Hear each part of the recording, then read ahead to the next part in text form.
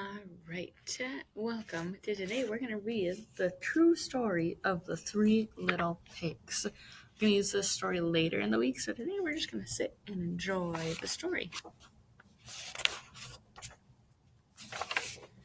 Everybody knows the story of the Three Little Pigs, or at least they think they do, but I'll let you in on a little secret. Nobody knows the real story, because nobody has ever heard my side of the story.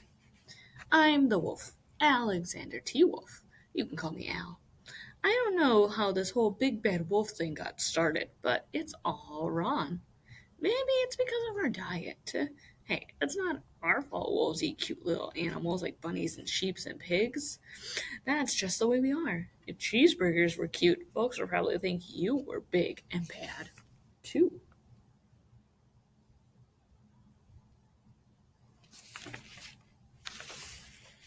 But like I was saying, the whole big bad wolf thing is all wrong.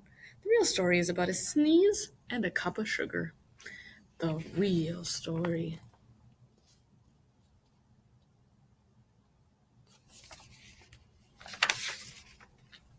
Way back in once upon a time, I was making a birthday cake for my dear old granny. I had a terrible sneezing cold. I ran out of sugar.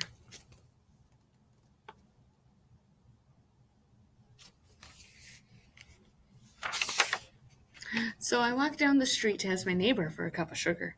Now, this neighbor was a pig, and he wasn't too bright either. He had built his whole house out of straw. Can you believe it? I mean, who in his right mind would build a house of straw? So, of course, the minute I knocked on the door, it fell right in. I didn't want to just walk into someone else's house, so I called, Little pig, are you in? No answer. I was just about to go home without the cup of sugar for my dear old granny's birthday cake. That's when my nose started to itch. I felt a sneeze coming on while I huffed and I snuffed and I sneezed. A great sneeze. And you know what? The whole darn straw house fell down, and right in the middle of the pile of straw was the first little pig, dead as a doornail. He had been home the whole time. It seemed like a shame to leave a perfectly good ham dinner lying there in the straw, so I ate it up. Think of it as a cheeseburger, just lying there.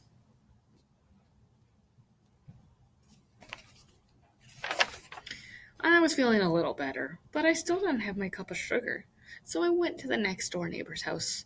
This neighbor was the first little pig's brother. He was a little smarter, but not much. He built his house of sticks. I rang the bell on the stick house. Nobody answered. I called, Mr. Pig, are you in? He yelled back, Go away, wolf! You can't come in.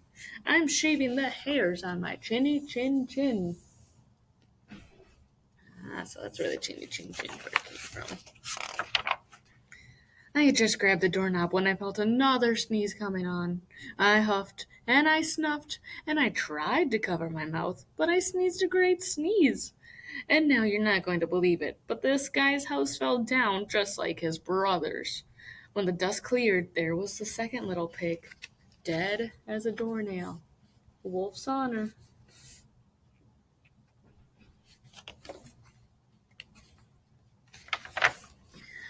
Now you know food will spoil if you just leave it out in the open. So I did the only thing there was to do. I had dinner again. Think of it as a second helping. I was getting awfully full, but my cold was feeling a little better, and I still don't have that cup of sugar for my dear old granny's birthday cake. So I went to the next house. This guy was the first and second little pig's brother. He must have been the brains of the family. He had built his house of bricks. I knocked on the brick house. No answer.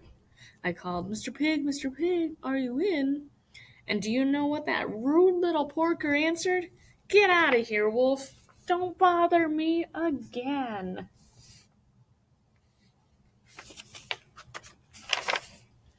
Talk about impolite. He probably had a whole sack full of sugar, and he wouldn't give me one little cup for my dear old sweet granny's birthday cake.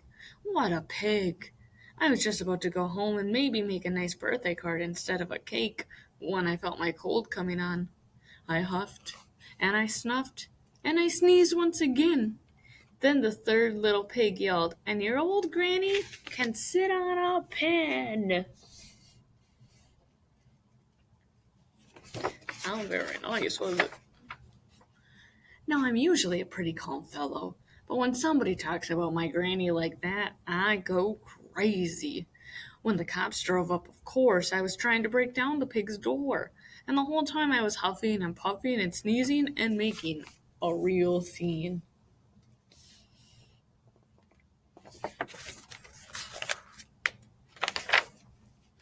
The rest, as they say, is history. The news reporters found out about the two pigs I had for dinner. They figured a sick guy going to borrow a cup of sugar didn't sound very exciting, so they jazzed up the story with all that huff and puff and blow your house down, and they made me the big bad wolf. That's it. That's the real story. I was framed.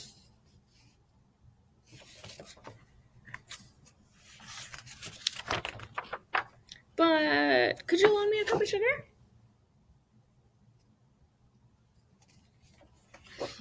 So, we will use this story later in the week, so thanks for joining us today to read it.